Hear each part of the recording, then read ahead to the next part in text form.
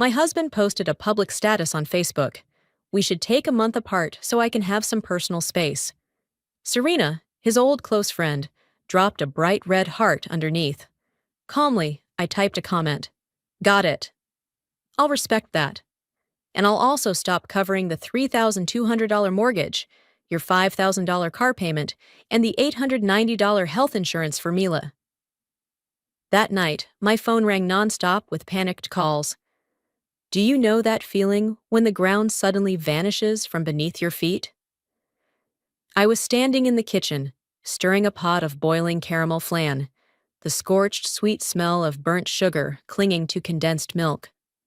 The dessert Mila, my adopted daughter, loves. The warm steam carried the scent of happier afternoons. My phone buzzed gently on the granite counter. I wiped my hands on a stained white apron, speckled with caramel from hundreds of baking sessions, then picked it up. My heart stayed calm. Maybe Evan was texting weekend plans, or Mila's teacher had sent a new drawing. But when I read the message on the screen, I felt everything collapse. I think it's best if we take some space right now. I'm tired of being controlled. I need a little room. He didn't tag me directly. Just a few short words, enough to erase 6 years of marriage, silent sacrifices, and everything I gave this family. I reread it 3 times, hoping the words might rearrange themselves into something less cruel. But no. That was Evan, the man I married 6 years ago, the one I had placed all my trust and hopes in, telling me I should disappear from his life. Right underneath was Serena's blue thumbs up, a casual like it was some funny video or a random article. I turned off the stove. The flan had stopped boiling, but inside me, everything was still burning. 15 minutes, then 30, then an hour. But silence. His mother, his sister, his whole family, not a single word. No one stood up for me. No one asked why. Evan, can you even explain? I sat down on the black wooden chair I had brought back from my mother's house after she passed, and the phone slipped into my lap. How did it come to this? I had worked day and night to help him, never took a break, just to build a future for this family. I turned down every other opportunity in life to focus on him and Mila. After we got married, when I had just lost our first child to miscarriage, without warning, one afternoon he brought home a little girl and told me she was our adopted daughter. I was shocked by his deception, but still chose to forgive him and raised her as my own. We both believed a new family might heal our wounds. I took a deep breath. The scent of caramel flan still lingered, now making me nauseous. I remembered all the times I bit my tongue to avoid being called controlling. The forced smiles under Serena's coldness. The times I pretended not to notice I'd been excluded from conversations. I picked up my phone. My hands trembled not from weakness, but from a cold fury I'd never known. I typed each word like a blade. Got it, Evan. I respect your request.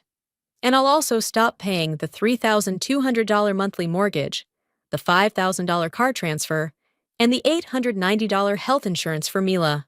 I hope you find the space you're looking for. Love, Ashley. I hit send. Then tossed the phone onto the sofa, a CT2. No one wakes up one morning and suddenly gets treated badly. It happens slowly, quietly, like rust eating away at metal bit by bit, until you realize it's too late. It all started a year ago, on a March afternoon. I was sitting in the living room, stitching up the torn seam of an old handbag, when Evan walked in, his voice full of excitement. I want to invite a friend over for dinner, an old friend who just came back to the country. Serena. I smiled, thinking it was just a casual friend, but there was something in his eyes that made my heart pause for a second. Serena showed up a few days later, beautiful, with long, straight hair, neatly dressed, her nails perfectly done in glossy gel. She hugged me, smiling gently. I've heard so much about you from Evan. Her voice was soft, sweet, but distant. At first, everything seemed normal. A few dinners, a few coffee chats, polite conversations, until I began noticing the small signs. On Evan's birthday, I baked a chocolate caramel cake, his favorite since we first got married. Serena smiled slightly. The cake looks lovely, but we should try to eat healthier. Evan's been hitting the gym. Then she gently pushed the cake aside, as if it were something outdated. Evan said nothing, didn't defend me, just gave an awkward smile. After that, she began showing up more often, coming over on weekends, teaching Mila how to paint, how to arrange flowers, sometimes even taking her to sleep over at her place. I saw the way Serena looked at Evan, and the way he looked back, painfully familiar. That familiarity quickly turned into habit. Serena came to our house every weekend, became close to Mila, and soon, I was subtly pushed out. The small talks no longer included me. The dinners filled only with their laughter. I became an outsider in the very home I built. Evan would always say, "You're being too sensitive. Serena's just helping." Then he quit his job and started a business with Serena, and the money requests began. Small ones at first. $800 for an online course to improve his skills. 2 weeks later, my car broke down. The repair cost $3,200. I paid without hesitation, telling myself, my husband needs me. That's what a wife does, even though our finances were separate. Then came a small investment for the new business idea, and I agreed again. When Evan talked about the dream house, 3 bedrooms, a garden in a safe neighborhood, he said, "We just need a $95,000 down payment. I'll handle the rest." That was nearly all my savings, the money from the small piece of land my parents left me. But he showed me figures, documents proving his company was stable and profitable, that he was trying to build a better life for us. I sold the land, believing I was investing in our future. But months later, the one paying the $3,200 monthly mortgage was me. One night at dinner, Evan held my hand, looking worried. "Babe, one of the contracts is in trouble. Serena and I are trying our best. Can you help just for a few months?" I knew it wouldn't be just a few months, but I convinced myself I had to trust my husband, so I agreed to pay, transferring money every month. $2,000, then $3,500, then $5,000. Always with the promise that it was only until things got better. I tightened my budget, canceled my own insurance, stopped buying clothes, bought cheaper groceries. I thought if I just tried a little harder, things would get better, but I was wrong.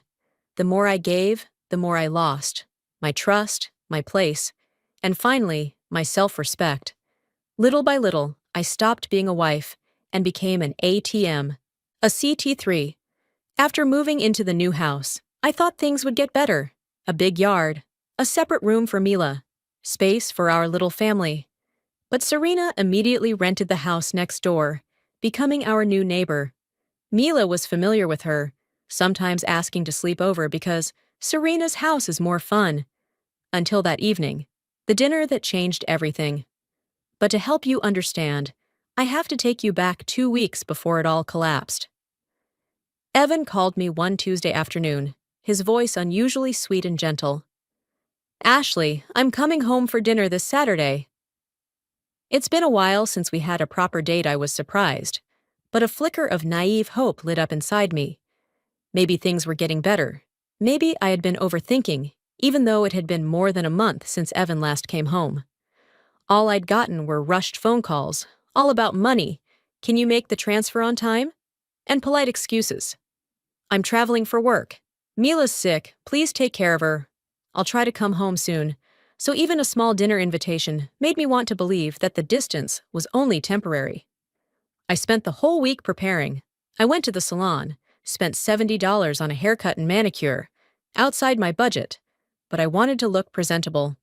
I picked the turquoise silk dress. Evan once said I looked best in that color. I bought a bottle of red wine and made a box of caramel flan from scratch, the dessert tied to so many family memories. I still remember the first time I made it during our first year of marriage, when Mila had just come home. She cried nonstop, and I promised her I'd make the sweetest, softest dessert in the world if she stopped crying. She smiled and said the flavor made her believe in happiness. That smile, that hug, helped ease the pain of losing my own child. From then on, whenever our family hit a rough patch, I made caramel flan as a way to hold on to warmth. That night, I set the flower vase on the table, looked at the wine bottle, then the clock. He should be home soon. I walked next door to get Mila from Serena's place. I wanted that evening to be a reunion, just a simple meal shared by people who loved each other. But when I got there, the house next door was lit up, and through the glass window, I saw Evan sitting with Serena and Mila, laughing around the dinner table. On the table was a fancy meal: roast meat, salad, and a bottle of red wine identical to the one I just bought. I stood there, like a ghost, unsure whether to walk in and break the warmth of that scene or quietly go back home. Serena saw me. She was still in joggers, a loose tee, hair in a messy bun. "Hi, Ashley. Come join us," she said, like a host welcoming a guest into her home. I stepped into the living room and felt completely out of place. Mila ran to me when she saw me. "Mommy!" My heart melted. At least someone was happy to see me. "Mila, come here. Let your mom sit," Serena said evenly. Evan kept his head down, eyes on his plate. Didn't look at me, didn't explain, didn't apologize. I tried to keep my voice steady. "You didn't tell me you'd be eating here." He kept his head low, but calmly replied, "Serena invited me." "It's just a simple dinner. You should go home. Oh, did you make this month's transfer yet?" I stood frozen. Everything inside me went cold. That question, with no explanation, no eye contact, was a dry, sharp blade cutting off what was left of our marriage. In that moment, I knew this dinner wasn't a gesture of reconciliation. It was confirmation that I was now a complete outsider in my own family. The air felt heavy like lead. Then Serena started, "Ashley, I just watched a documentary about modern marriages." She smirked, glancing at Evan like sharing an inside joke. He looked up at her, smiled back, then looked away. "It's true, the world has changed," he said. "Exactly," she continued, slicing a piece of steak with the silver knife. "Some wives don't know how to let go. They're emotionally dependent, thinking their husbands should report every detail, be present at all times." My stomach tightened. She didn't say my name, but she was talking about me. "It's suffocating," Serena said, looking straight into my eyes. "Every couple needs their own space. No one wants someone interfering all the time." I swallowed hard. I never tried to interfere. "Not talking about you specifically, Ashley," she added with a fake smile. But every word stabbed me. Evan said nothing. I tried to stay calm, eyes on the man I had been married to for 6 years. I turned and walked toward the door. No one stopped me. "Wait, hey," Evan said. As I reached the door, my heart ached with hope he might hug me or apologize for this awful night. "Did you transfer the money this month? The mortgage is due tomorrow money?" That's all this was about, money. "I've been transferring it until today," I said, something breaking inside my chest. "Oh, good. Thanks, I'll be home after I finish this meeting." I walked out the door without crying, just stood still, staring at the house glowing with light, wondering when my marriage had truly fallen apart. Back home, I opened the bottle of wine and poured myself a glass. I looked at the food and desserts on the table, cut into all the plates, and ate standing there in the silent kitchen. But the cake wasn't sweet anymore, the steak tasted flat. Maybe I'd forgotten to add salt, and the wine was dull. Because I finally understood. No matter how much love or effort you give, without respect, this family no longer means anything. Still, I wanted clarity. A real conversation, face to face between husband and wife. I threw all the food into the trash and cleaned the kitchen. The clock showed 9 p.m. Mila wasn't asleep yet. I brought a small gift for her, a doll I'd carefully chosen, wearing a blue polka dot dress. I didn't want to argue in front of her. I only meant to give her the gift and tell Serena that Mila could stay the night at her place. but when I arrived, the door was unlocked. I heard voices coming from the kitchen. Serena's voice was clear. I honestly can't stand her anymore. She interferes with everything. She's always around, always acting like she's everyone's mother. I froze. She was talking about me. Evan's voice was low, weak. Come on, Serena. Be patient. Give me some time. She laughed bitterly. Be patient. How long? Then his voice, soft, soothing. Just wait until the company stabilizes. I don't want you to be overworked. I peeked through the small crack in the door and saw my husband, yes, my husband, wrapping his arms around Serena, then kissing her, hurried, hungry. My chest tightened. I clenched the doll box in my hand so tightly it crinkled. Serena seemed calmer now, pushed him away slightly, then warned, Fine, I'll wait. But I want you to keep your distance from her. I swear, if this continues, I'm gone. A heavy silence followed.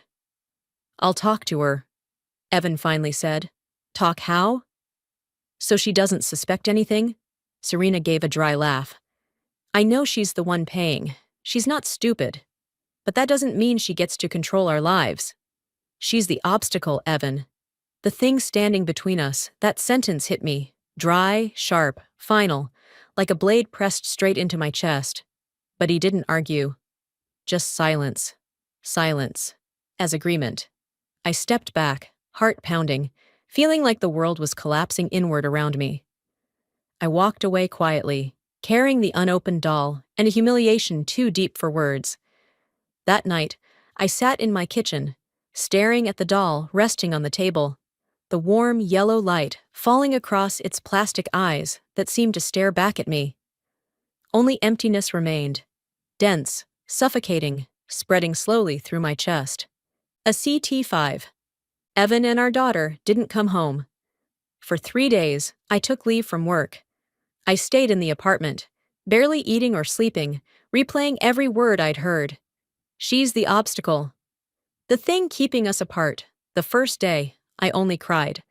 Cried until I had no tears left, until my throat burned, and my eyes were so swollen I couldn't open them. I ignored every call from Clara, every message from my friends, the entire world. On the second day, the tears dried up and were replaced by anger. A quiet kind of anger, like embers glowing under ash. I paced the living room, whispering to myself, replaying every insult, every moment I had swallowed my pride and pretended nothing was wrong. The doll I bought for Mila still sat on the table. I almost threw it in the trash, but stopped, because the fault wasn't with a 6-year-old child, but with the adults, with the husband who betrayed me. On the third morning, I woke before sunrise. I hadn't slept, but my mind was crystal clear.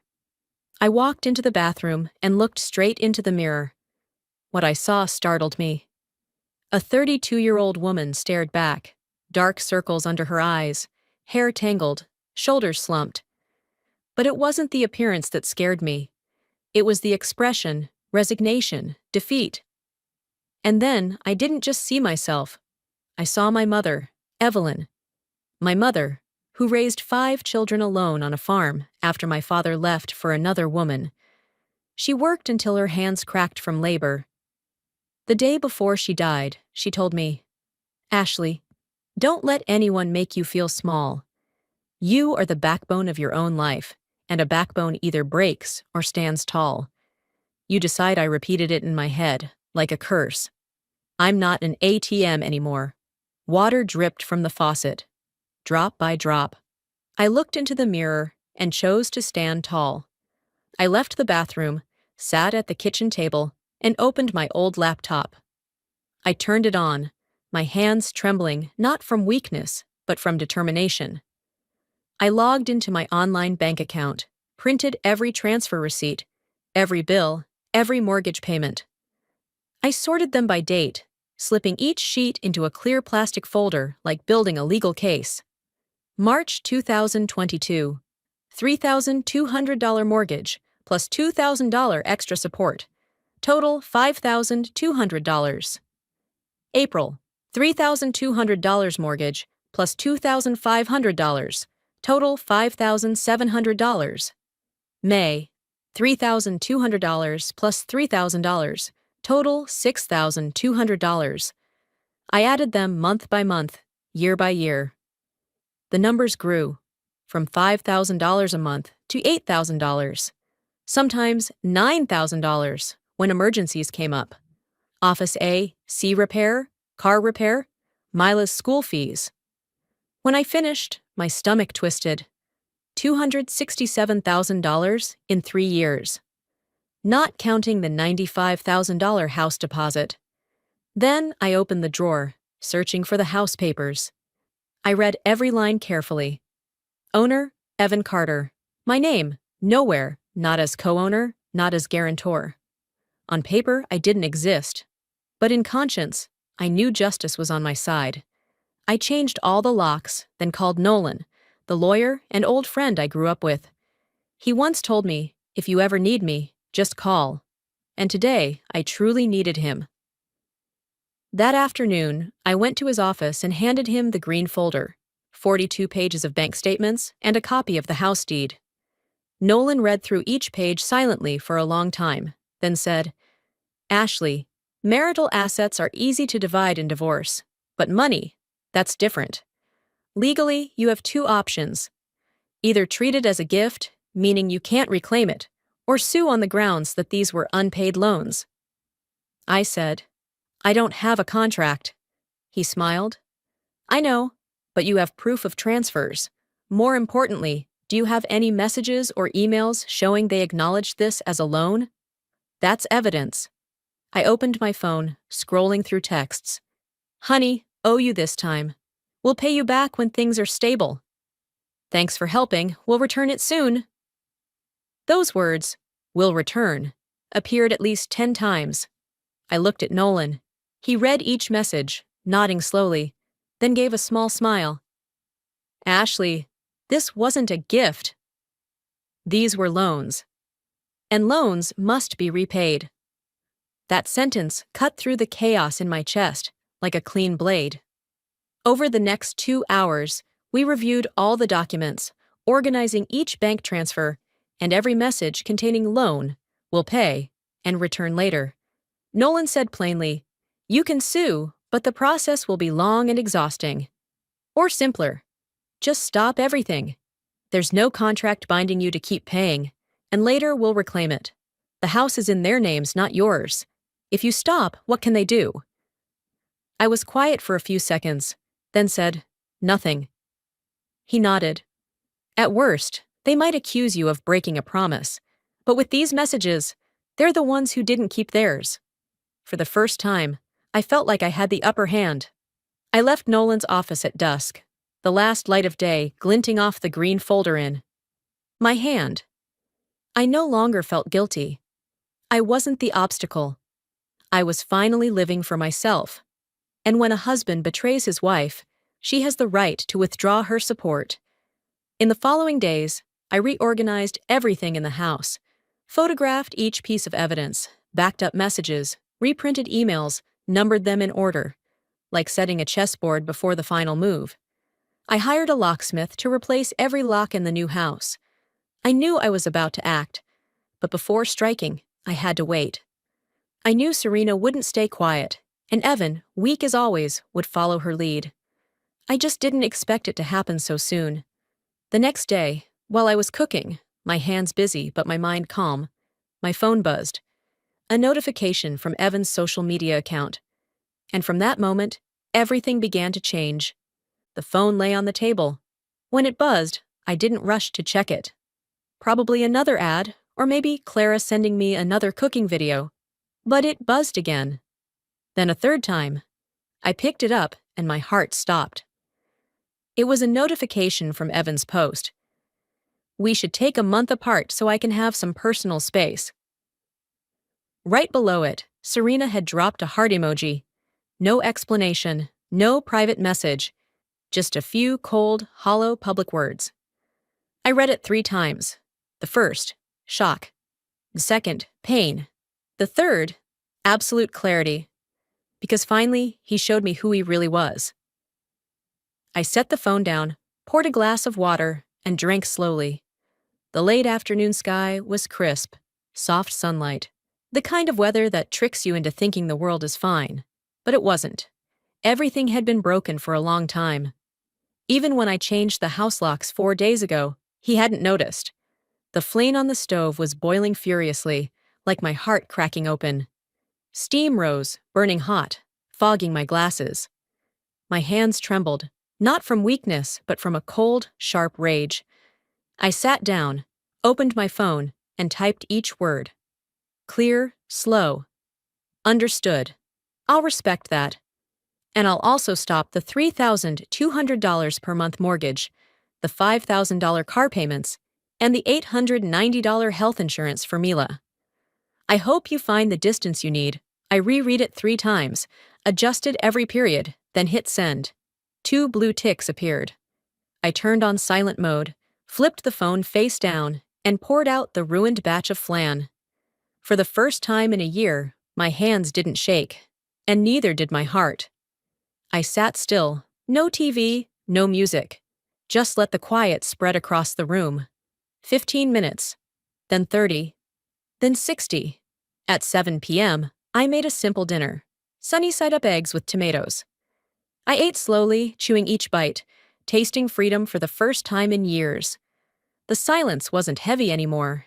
It felt light and real. After dinner, I took a long, warm shower. When I stepped out, I used the lavender lotion I'd always saved for special occasions. Then I slipped into my favorite silk pajamas, the expensive ones I bought after leaving the lawyer's office. By the time I returned to the living room, it was nearly 11 p.m. My phone on the table buzzed nonstop, screen flashing on and off like an erratic heartbeat. I picked it up. 47 missed calls. 23 from Evan, the rest from unknown numbers. Probably burner phones trying to get through. Messages kept flooding in. Please don't do this. It's just a misunderstanding. We need to talk. I didn't mean it like that. I can't cover the payments if you stop. I read every line, every word. And I realized he wasn't afraid of losing me. He was afraid of losing my money. I heard a knock at the door. I didn't answer. I sat down in my chair and read the messages again, slowly, like tasting a familiar bitterness. Bitter, but strangely, there was a trace of sweetness too, because for the first time, he had to face consequences. Not because I was angry, but because I'd stopped saving him. I folded the phone shut, took a piece of paper from the drawer, and wrote with blue ink. As requested, I'll keep my distance, quote. Please respect this decision as I have respected yours. Don't call. Don't come. If or when I'm ready, I'll reach out. I signed it, Ashley. Then folded the note and placed it into my purse. I knew they would come, and I was ready. The next morning, around 6:30, the doorbell rang nonstop for over 20 minutes. I sat in the kitchen, eating toast with butter, sipping coffee, listening to the sound echo through the apartment. For the first time in years, I smiled. If someone demands space, they should also learn to live in it. The bell rang for the 17th time. Yes, I counted. I sipped my coffee, chewed slowly, listening to Evan's voice filtering in through the gap in the door. Honey, I know you're in there. Please open up, then Serena's voice, trying to sound calm. Ashley, are you okay? We just want to make sure you're safe. Please don't make everyone worry. I set the cup down and took a deep breath. Don't make everyone worry. The irony of that, when they were the ones who caused all of this, now speaking as if they were the victims. I picked up the note I had written, walked out the back door leading to the hallway that looped around to the front entrance, and gently slid the paper under the door. Silence fell immediately on the other side. I knew they'd seen it.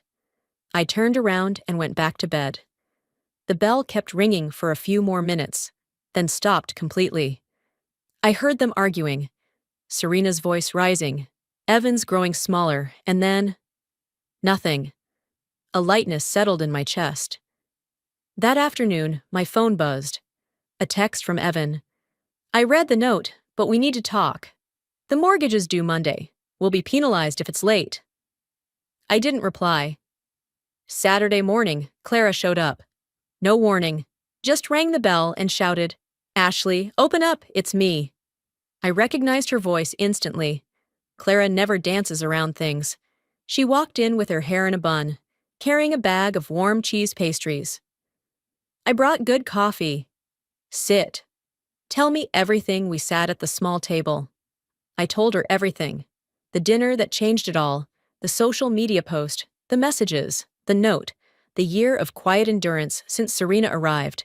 How Evan changed, how our adopted daughter changed. Clara listened in complete silence, chewing slowly, never taking her eyes off me. When I finished, she wiped her mouth and said simply, "You did the right thing." My throat tightened.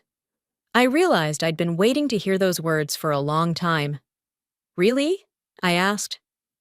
Clara nodded. "I've watched you fade little by little, not just this past year, but year after year, giving up more and more of yourself for scraps of affection from a man you used to believe in. I stayed quiet because I thought it was your choice, but I should have shaken you awake much sooner." I whispered, "They're panicking now." Clara shrugged, tearing off another piece of pastry. "Let them panic. Now he has to face the cost of betrayal, pay his own bills, carry his own weight. That's the best thing you can do right now." I sighed.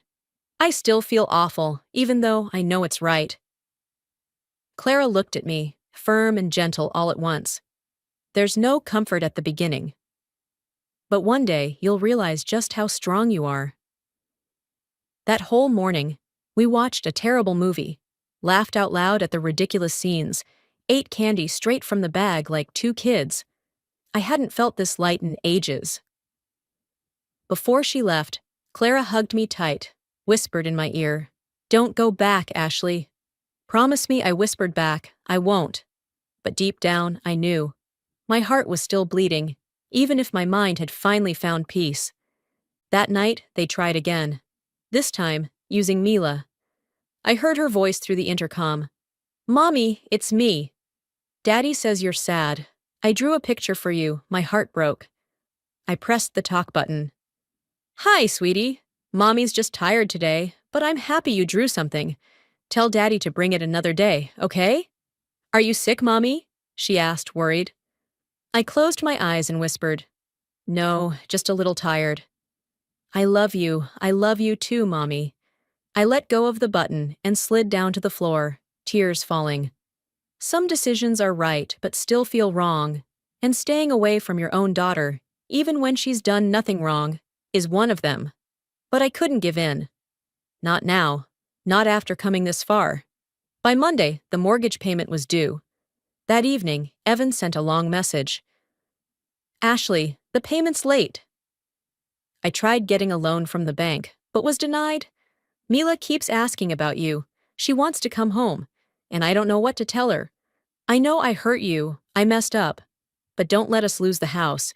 Don't do this just because of one stupid post I made when I wasn't thinking." I stared at the screen and typed slowly. "It wasn't a lapse in judgment, Evan. It was dignity. You asked for space. I gave it. Your mistress called me an obstacle. I heard it all, and I saw everything. Let's get divorced." I hit send and turned off my phone. That night, I cried again. But this time, they were tears of farewell.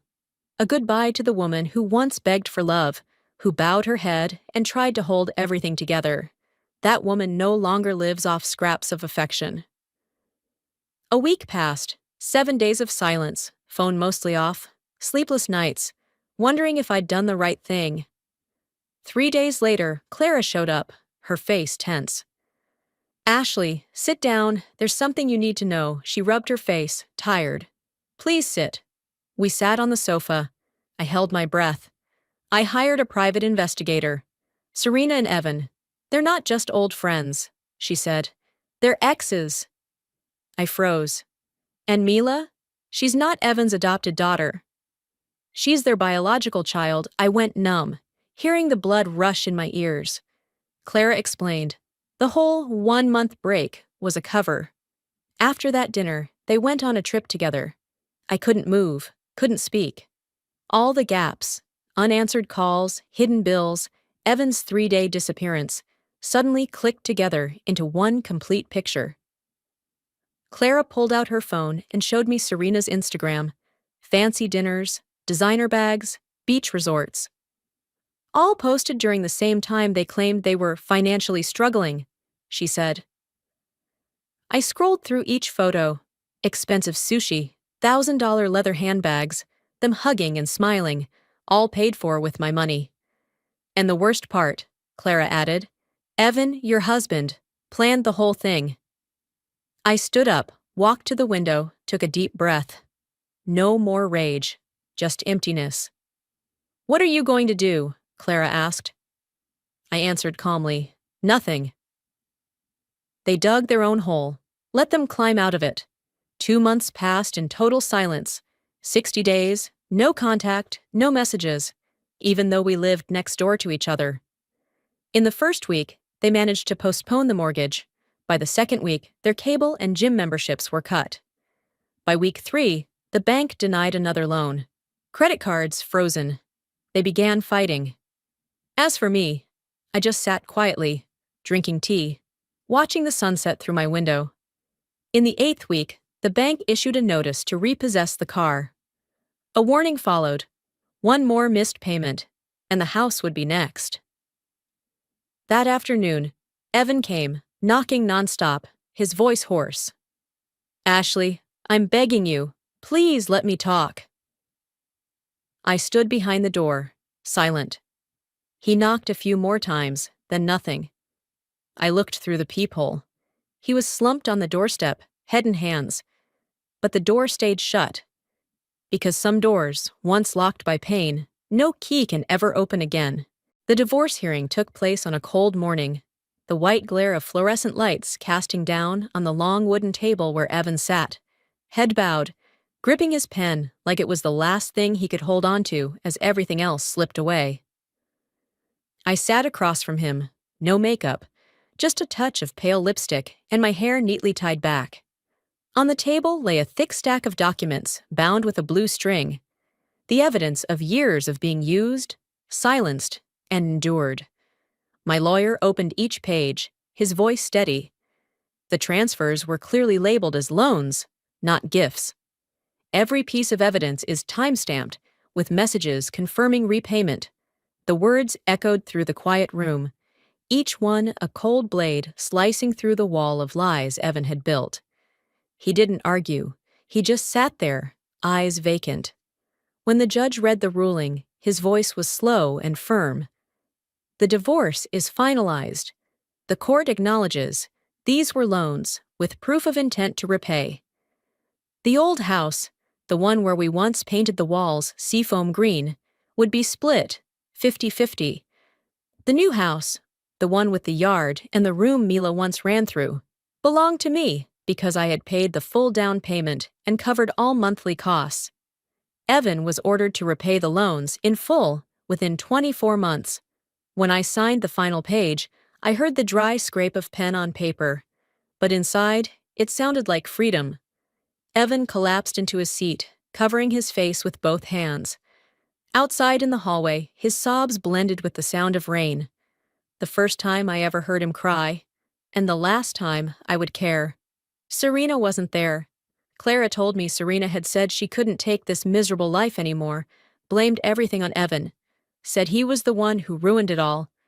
She left the city, went back to her ex-husband, leaving Evan alone in debt and an empty house. He looked thinner, his suit disheveled, eyes sunken.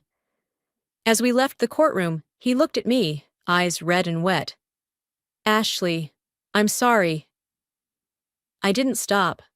I just said softly, sorry won't pay for the years I lost, Evan. Then I walked out of the courthouse, the cold sunlight hitting my face. I took a deep breath and lifted my head.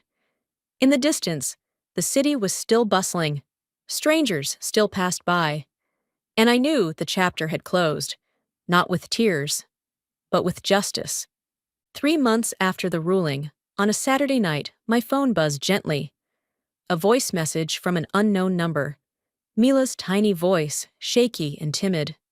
Mommy, do you still love me? I don't want to stay with Grandma and Grandpa.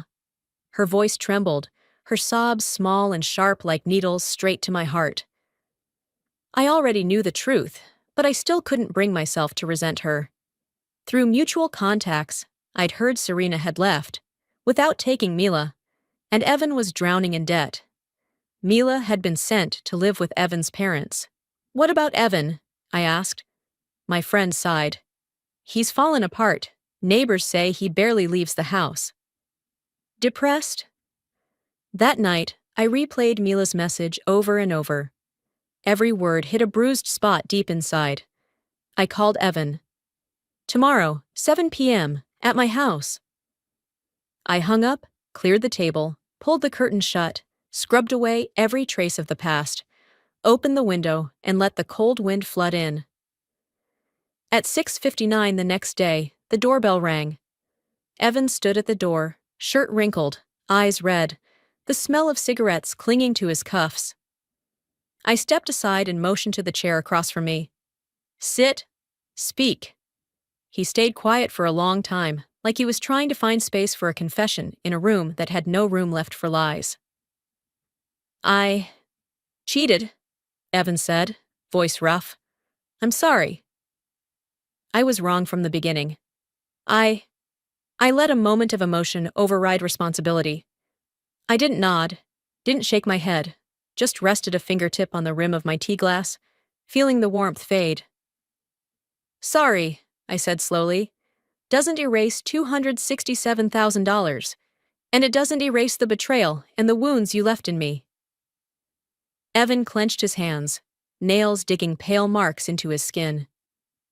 "I know," he exhaled. "I just don't know where to begin to fix it." I looked him straight in the eye. "Start by fulfilling your duty as a father." He lowered his head. "I have no excuse left. Serena's gone. I don't have a job. The bank's chasing me. I pulled the file closer, opened the binder, and flipped to the bold printed summary page. "This is the new agreement," I said, placing a black pen at the corner. "Total, $267,000. Pay it off in 5 years.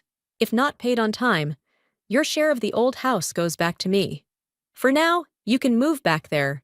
Evan swallowed hard, slowly pulled the paper toward him, reading each line, lips moving like he was relearning a forgotten language. Responsibility. "I agree," he said, still not raising his eyes. "I'll sell the car. I'll take a night shift. "No need for promises," I cut in, gently but firmly. "Just pay on time. And don't use Mila as leverage. She's not a hostage in the negotiation between adults." He nodded slowly. "I understand." Evan stood, gripping the back of the chair like he needed it to stand upright. "Ashley, thank you for still giving me a place to begin again." I looked down at the worn wood table, its corners darkened and scratched, and said softly, "I'm not saving you. I'm helping Mila. She deserves better." He bowed his head, clutching the contract, shoulders trembling. When the door closed behind him, the room returned to its silence. I switched off the recorder, took a sip of my now cold tea, tasting a faint bitterness on my tongue. A clean kind of bitter, like air after rain. In the next room, the cardboard box holding Mila's blue dress doll sat quietly on the shelf. I placed a hand on its lid and whispered in my mind, "I still love you, baby." But in my own way. Evan sold his old car, the one he used to call the last thing I'm proud of, and brought me the first envelope, $60,000. He handed it to me in person, with a nod and a quiet promise. "I'll pay the rest monthly, on time." Since then, $2,500 have arrived steadily every month, sometimes a day or two late, but never missing. He moved into our old apartment, and after 3 months, he even started paying half the rent. Every weekend, Mila comes over, running barefoot across the wooden floor, calling, "Mommy, is the flan ready yet?" Evan stands at the door, holding a bag of old toys, his voice soft. "Thank you for giving me a chance to be a real father." I nod. No hugs, no bitterness. Just open the door wide enough for her to step through, maintaining a quiet line like the frame around a new painting of our lives. My own life, from that point on, returned to normal, or more accurately, returned to me. I repainted the small apartment a soft beige, planted a few lavender pots by the window, and every morning I brewed coffee just for myself. No rush, no one waiting. Outside of work, I started joining a painting class on weekends, sometimes going for walks with a new friend. He's an architect, gentle and quiet, more interested in listening to my stories than asking questions. I wouldn't call it love, just a gentle warmth. Enough to remind me I still knew how to smile. I still see Evan, but only for matters related to Mila. Brief conversations, polite enough, distant enough, just enough for me to know he's learning to respect me and himself. On the last afternoon of June, I sat on the porch, watching sunlight pour through the trees, the breeze carrying a soft scent of eucalyptus. The house was still, no frantic knocking, no pleading texts, no blame. Just me, steady breath, and a feeling so light it almost felt transparent. That's when I realized freedom isn't loud. It only knocks once you stop trying to prove your worth to anyone else. And maybe, if I had to say one sentence to close it all, it would be this. Unconditional love does not mean unconditional tolerance for disrespect. If you've been through the kind of hurt I have, share this story so that someone out there knows sometimes the bravest thing we can do is choose ourselves.